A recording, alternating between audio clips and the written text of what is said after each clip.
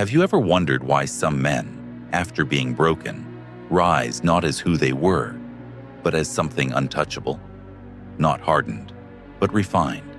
Not calloused, but awakened. These are not men shaped by ease, but by the unrelenting sculptor of internal war. They have stared into the abyss, and unlike others, they did not blink. In the firestorm of chaos, where others pleaded for order, they walked through without asking for rescue. And when the dust settled, what remained was not ruin, but a force so still, it frightened the storm itself. He was once like many men, moved by impulse, tethered to outcomes, chasing significance in fleeting applause. He thought power was conquest, that peace was the absence of noise. But chaos has a way of pulling masks from faces. It strips titles, wealth, even identity, until nothing remains but essence. That's when a man must meet his shadow, not with fear, but with open eyes. Marcus Aurelius knew this. He, the philosopher king, sat atop the Roman Empire, but was never seduced by the illusion of permanence. His court was surrounded by betrayal, plague, war, and the endless cries of entitlement. Yet within that maelstrom, he found stillness, not because the world quieted, but because he did. And you, how many storms have you begged to silence? How many sleepless nights have you wasted trying to control what was never yours? You call it anxiety, stress, trauma, but underneath, it's the fear that if you let go, everything would fall apart. But perhaps the truth is more devastating. If you don't let go, you fall apart. The Stoic does not escape emotion. He learns to observe it without drowning in it. He knows grief, but he walks beside it. He feels anger, but he does not serve it. He allows the full orchestra of human feeling to play, but he does not hand over the baton. And in that quiet dominion, he finds what most never will: sovereignty. The modern man suffers because he believes he must be everything: successful, desired, unshakable, gentle, yet dominant, humble, yet celebrated. But the Stoic man, he stops performing. He doesn't chase wholeness outside of himself because he understands. The gods are not up there, they are within. Aurelius wrote not for others, but for himself. His meditations were never meant to be read. They were his mirror in the madness, his sanctuary in a world that praised pleasure but punished presence. And perhaps that is what you lack. Not motivation, not opportunity, but a place inside you untouched by the opinions of others. A silence you can sit in without losing your mind. When was the last time you were alone without distraction? Without the hum of validation, without the noise of proving? For most, silence is unbearable because it reveals the chaos within. But he did not flee from it. He met it like an old adversary and said, "If you will not leave me, then teach me." This is the threshold few cross. It is not pain that breaks a man. It is resistance to it. The warrior does not escape suffering. He alchemizes it. He uses grief to soften his pride, failure to temper his ego, betrayal to clarify his circle, and solitude to hear the voice that never lies, his own. In this life, you can wear 1,000 masks and still feel unseen. You can win every battle and still lose yourself. But when a man steps into the arena of his own unconscious, when he faces the monsters forged in childhood, in heartbreak, in shame, something extraordinary happens. He becomes unshakable, not because he conquers the world, but because he no longer needs to. The chaos that once controlled him begins to wither. It tries to provoke, to seduce, to haunt, but he does not move. Not because he is numb, but because he has met himself fully. And once you have seen your shadow, there is nothing left to fear. Do you understand what that means? To carry rage, yet not react. To hold grief, yet not collapse. To walk through rejection, abandonment, loss, and still offer the world your calm. That is not weakness. That is the final form of strength. In the quiet of dawn, when even the empire sleeps, that man, the one who once begged for chaos to stop, no longer asks for peace. He is peace, the kind that terrifies, the kind that cannot be manipulated, the kind that has nothing left to prove. He is not absent of emotion. He is anchored beneath it. And so, when others rise and fall with every wave, he stands, unmoved, eternal. There is a moment in every man's life when the applause fades, when the accolades no longer nourish, when the chase, no matter how successful, leaves him hollow. It is here, in this silence after the climax, that the real journey begins. Not the journey forward, but the one inward. It is the moment when he stops asking, "What do I want?" and starts asking, "Who am I?" when everything is stripped away. Marcus Aurelius, in his final years, did not speak of triumphs. He wrote of discipline, of death, of fleeting pleasures, of the mind's capacity to turn inward when the world collapses. He did not resist decay. He understood it as necessary. He did not worship status. He saw it as a costume. And he did not fear suffering because he had learned to suffer well. Suffering, when faced honestly, becomes sacred. It's the furnace of identity. It strips the ego bare and tests the soul for cracks. Most men resist it with all their might, numbing, avoiding, blaming. But there are a rare few who walk into it willingly. These are the ones who transform, who step beyond the social mask into the archetypal self, the self that exists beyond roles, beyond persona, beyond inherited narratives. You've been told your wounds make you weak, that to bleed is to fail. But the Stoic knows, unintegrated wounds leak into every relationship, every decision, every ambition, until they are seen, embraced, and metabolized. You will always project them outward, onto your lover, your enemy, your gods. And the longer you run, the louder they echo. He didn't run. He stayed. He stayed through the agony of betrayal, through the burden of power, through the rot of mortality. He watched friends die, enemies rise, the empire tremble. And still he wrote, "You have power over your mind, not outside events. Realize this, and you will find strength." Modern minds chase stimulation. They scroll, swipe, compare, consume, never still, always reaching. But that reaching is a symptom of a soul untethered. The man who cannot be alone with himself is not free. He is imprisoned in distraction. He cannot love, not truly, because he seeks to be completed. He cannot lead, not truly, because he needs to be followed. He cannot endure, not truly, because every hardship becomes a threat to his fragile mask. But the man who has faced his shadow, he is free.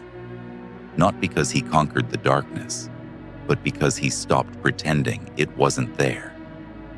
He turned and faced the parts of himself that once shamed him, the envy, the rage, the need for control, and whispered, "I see you. You may walk with me, but you will not rule me." And so, paradoxically, he became light. It is not the absence of emotion that defines mastery. It is containment. Not suppression, not repression, but containment. The ability to hold fire without burning, to hold grief without drowning, to hold desire without being owned by it. This is what Marcus understood. He was not a man without demons. He was a man who disciplined them into silence. And that is why he became invincible. Not in the eyes of men, but in the mirror of the soul. He was no longer governed by the chaos of others, no longer seduced by fame or terrified by loss. His sense of self had deep roots, sunk into the soil of inner stillness. And when a man roots himself there, no power, no woman, no failure can define him. What about you? Where do you root yourself? In your job title, your relationship, your appearance, your past? All of that can be taken, and if it can be taken, it is not you. You are what remains after the taking. That's why chaos is not the enemy. It's the crucible. It doesn't come to destroy you. It comes to reveal what cannot be destroyed. It comes to burn away the costume, the script, the borrowed dreams, until only what is real remains. And what is real is never shaken. There is a stillness beneath the noise, a silence beneath the stories, a truth beneath the trauma. But to reach it, you must descend. You must stop climbing, stop performing, stop proving, and descend into the underworld of your own psyche. That's where your power is buried, not in perfection, but in integration. He learned that, not quickly, not easily, but deeply. And in the absence of chaos, when all had fallen silent, he did not feel empty. He felt eternal. Because the man who needs nothing cannot be broken. The man who accepts death cannot be blackmailed by life. And the man who has made peace with himself becomes a sanctuary for others. He does not chase validation. He offers presence. He does not beg to be seen. He sees. And that is a greater power than any throne, any fortune, any fleeting affection. The man who emerges from inner war is not soft. He is not gentle in the way the world understands it. He is forged, not from tenderness, but from truth. His gentleness comes not from weakness, but from precision. He is gentle with words because he knows their power. He is slow to anger because he understands the cost of misdirected rage. He does not react, he responds. And his stillness is not the absence of energy, it is the presence of mastery. Marcus Aurelius lived among vipers. His empire was a theater of betrayal, ego, and decay. But the greatest empire he ruled was not Rome, it was himself. While others warred for territory, he governed his impulses. While others chased pleasure, he practiced discipline. While others bent under the weight of opinion, he stood straight under the weight of principle. And you, what do you govern? Most govern nothing but their image. They craft a persona for public consumption, worshiping applause while starving their soul. But persona is a prison if you forget the man behind the mask. And most have. They are lost in roles: father, provider, leader, lover. Yet they know none of these in essence, only in expectation. The Stoic man strips those roles bare, not to abandon them, but to enter them consciously. You see, archetypes are not identities to mimic. They are forces to integrate. The warrior, the lover, the sage, the king. They live in every man. But most repress one and overinflate another. The result is imbalance, obsession, addiction, disconnection. Marcus was a king who refused the delusion of omnipotence. He remembered his mortality daily. You could leave life right now. Let that determine what you do and say and think. He did not serve the crown. He served the cosmos. And that is the shift. From ego to essence, from achievement to alignment. Most chase healing as if it were a destination. But healing is not a summit. It is a ritual, one lived daily, through choices made in private. It is the refusal to abandon yourself when shame claws at your skin. It is the courage to stay present when the child within you wants to run. It is the integrity to speak truth even when your voice trembles. Do you know how rare that is? A man who no longer betrays himself to be liked. A man who does not sacrifice his soul for a seat at the table. A man who can be alone in a room and not feel worthless. That is a man who has entered the sacred fire and returned whole. The modern world does not celebrate such men. It fears them because they cannot be seduced. They do not seek permission. They do not fit into molds. And in a world built on manipulation, a man who cannot be manipulated is dangerous. That's what Marcus became.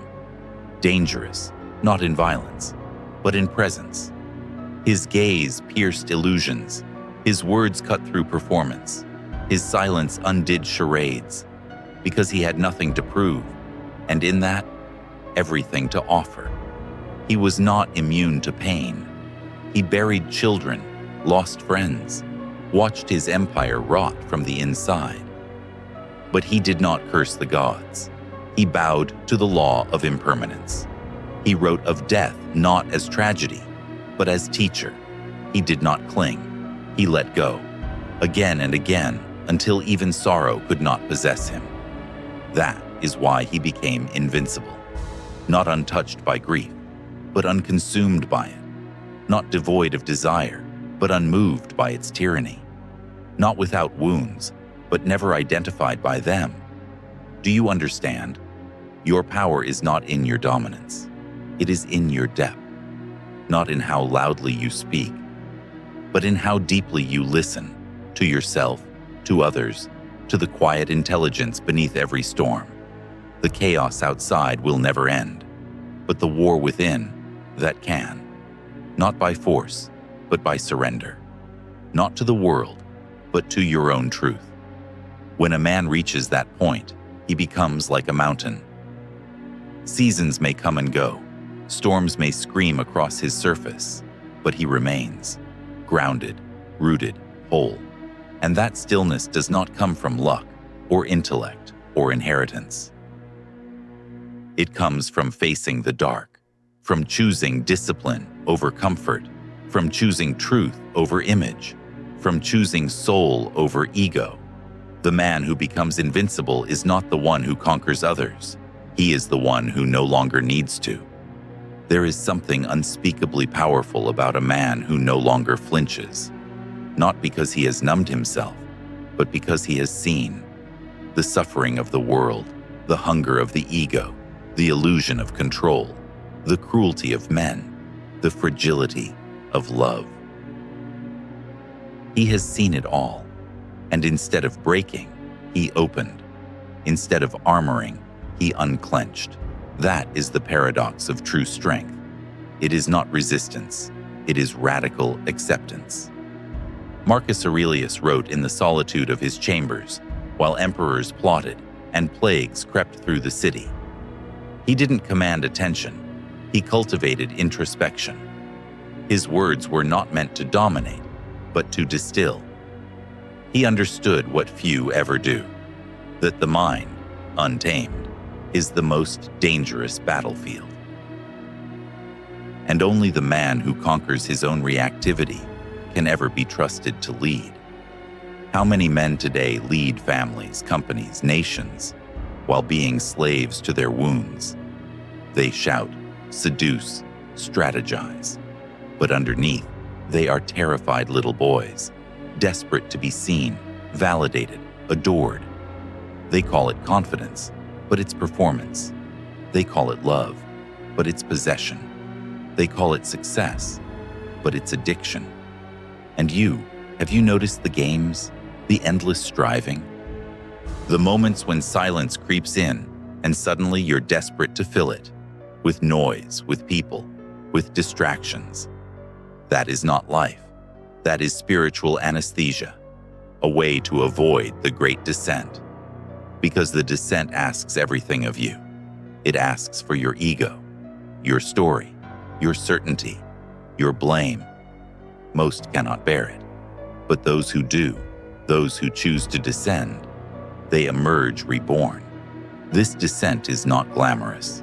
It is not a workshop. It is not a book. It is a series of quiet, brutal moments in the night when you realize that everything you've clung to is temporary, that every identity you've worn was stitched together by fear, that love, when it is real, does not rescue, it reflects, and that healing doesn't feel like light, it feels like fire. The Stoic man walks through that fire with his eyes open. He does not beg for it to end. He lets it burn what must be burned. He trusts that what survives is what is true. Do you know the courage it takes to live like that? To admit you were wrong, to stop blaming your father, to release the woman who doesn't see you, to sit with the void and not fill it, to live without guarantees, without applause, without a blueprint, and still choose integrity over ease. That is the man Marcus became.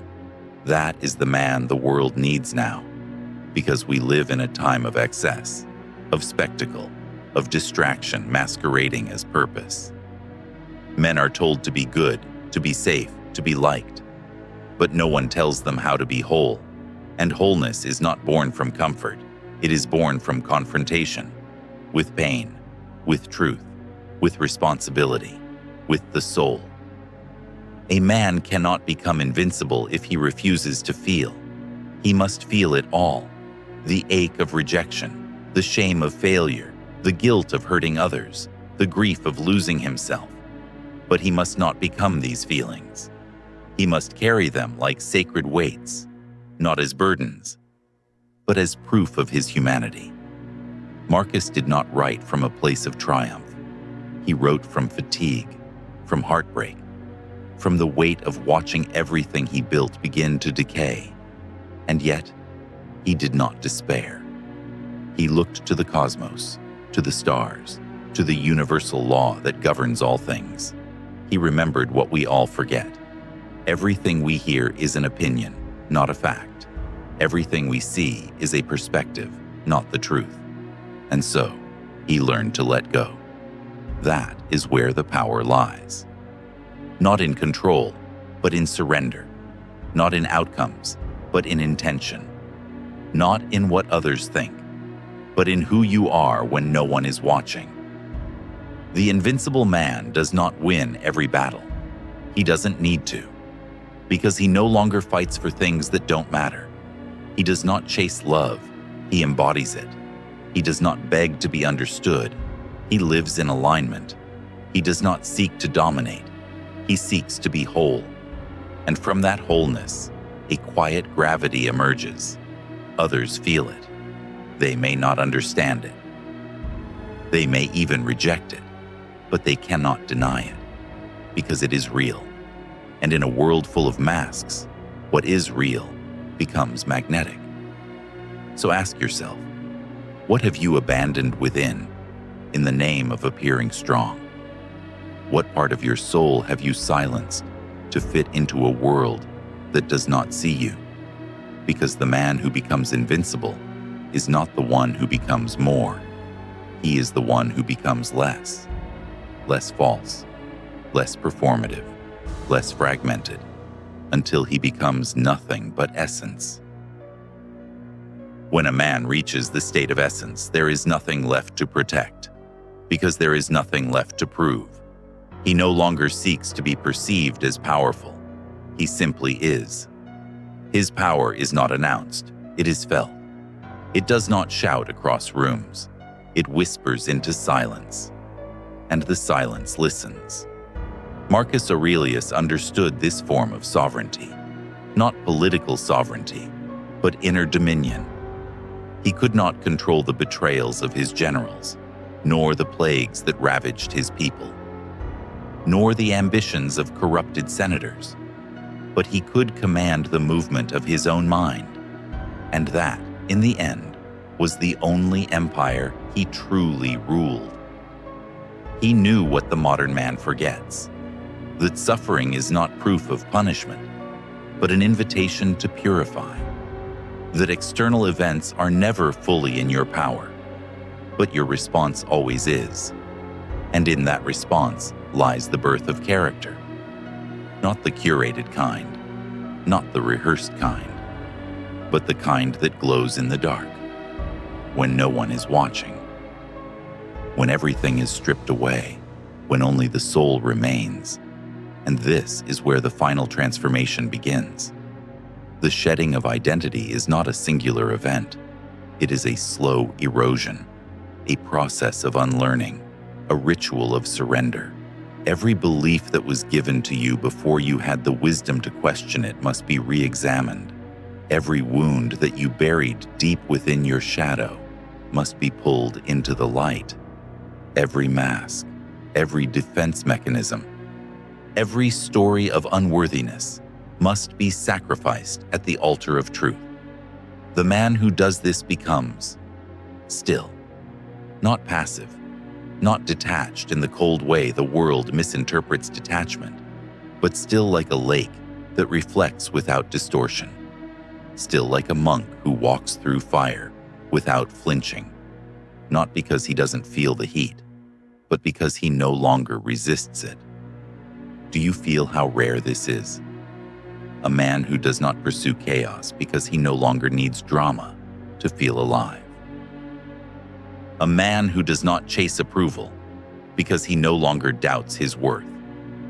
A man who does not argue to win, but listens to understand. He is no longer baited by every insult, every temptation, every invitation to prove himself, because he has nothing to prove. His worth is no longer on trial. This is the death of the ego, and it is a death most will never choose. Because ego makes promises. It seduces with illusion. It says, if you just achieve more, love more, gain more, then you'll finally be enough. But it never delivers. It only multiplies your hunger while starving your soul. But the one who sees through it, the one who dares to let the ego die, he is reborn, not as a higher version of himself, but as his true self, the original undistorted core that was buried beneath layers of fear, shame, and performance. Marcus Aurelius did not become a Stoic because it was fashionable. He became a Stoic because nothing else could hold the weight of his existence. The empire around him was crumbling. The pressures were inescapable, the expectations impossible. And still, he turned inward. He sought clarity, not comfort, integrity, not indulgence, presence, not power. And so must you. If you wish to be unshakable, you must learn to stand in fire and not flinch, to witness your own mind spiral and breathe anyway, to hear the scream of your old narratives and choose silence instead. You must become the master of your reactions, the curator of your energy, the gatekeeper of your inner sanctuary. Because when you no longer hand your peace to the world loses its power over you. You will not be loved by everyone. You will be misunderstood, criticized, judged, but none of that will pierce your core, because your core will no longer be built from other people's permission. The invincible man is not the loudest in the room. He is the one who doesn't need the room at all. He walks through life with a steady pulse and a soft gaze. He chooses his battles with wisdom, not impulse. He speaks when necessary, but listens always. He is unmoved by praise and unbroken by insult, because he has something few possess, an unshakable self. And here lies the final truth. The man who becomes invincible does not escape the human condition. He embraces it, masters it, and transmutes it. He still bleeds, but he does not fear the blood. He still grieves, but he does not drown in sorrow. He still loves, but no longer loses himself in love. He becomes full, whole, a mirror for others to see what is possible beyond the mask. In the final phase of transformation, there is no grand unveiling, no blinding light, no moment of triumph before a roaring crowd. There is only stillness, an almost imperceptible shift, a quiet breath after years of chaos.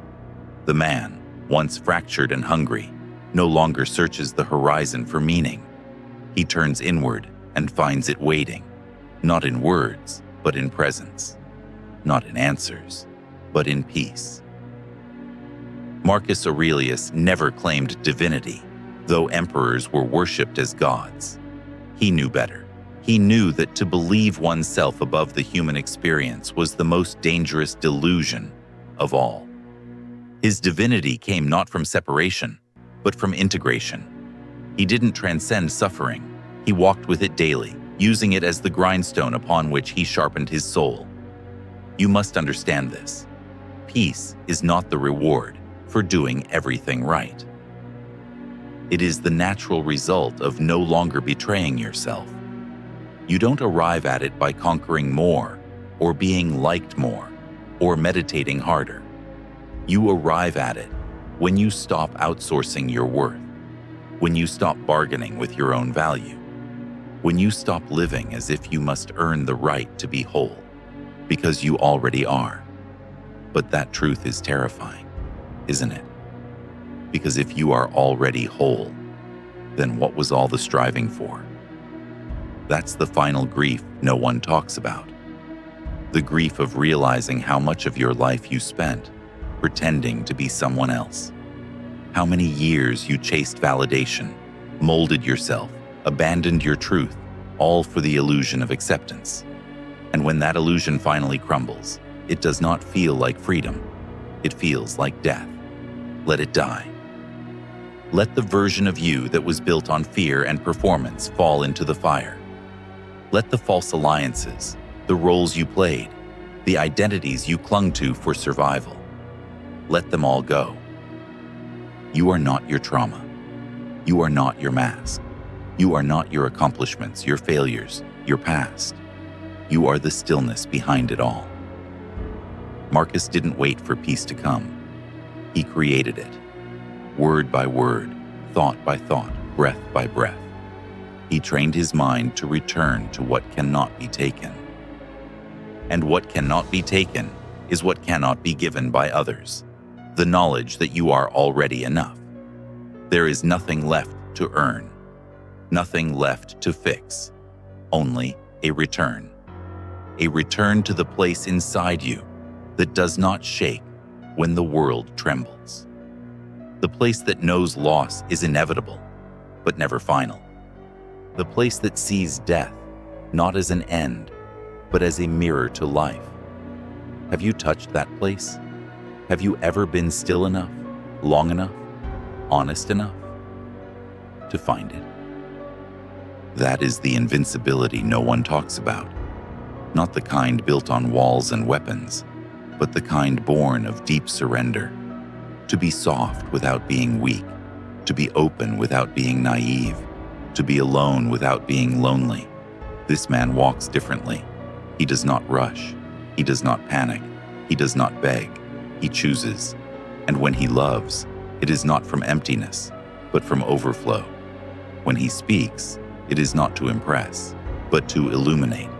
When he gives, it is not to be seen, but because he is the gift. The world often overlooks such men because they do not seek the spotlight. They are not performers. They are presence itself. And in that presence, others remember themselves. The invincible man is not the hero you expect. He is not the loudest, the richest, the strongest, or the most followed. He is the man who, in the absence of chaos, remains whole. He has grieved. He has failed. He has doubted. But none of it defined him. He has made peace with pain, and in doing so, he has become the eye of the storm. He does not chase. He chooses. He does not prove. He embodies. He does not react. He remembers. And that remembrance becomes his final liberation. Because the moment you remember who you are beneath all you've been told, you become untouchable.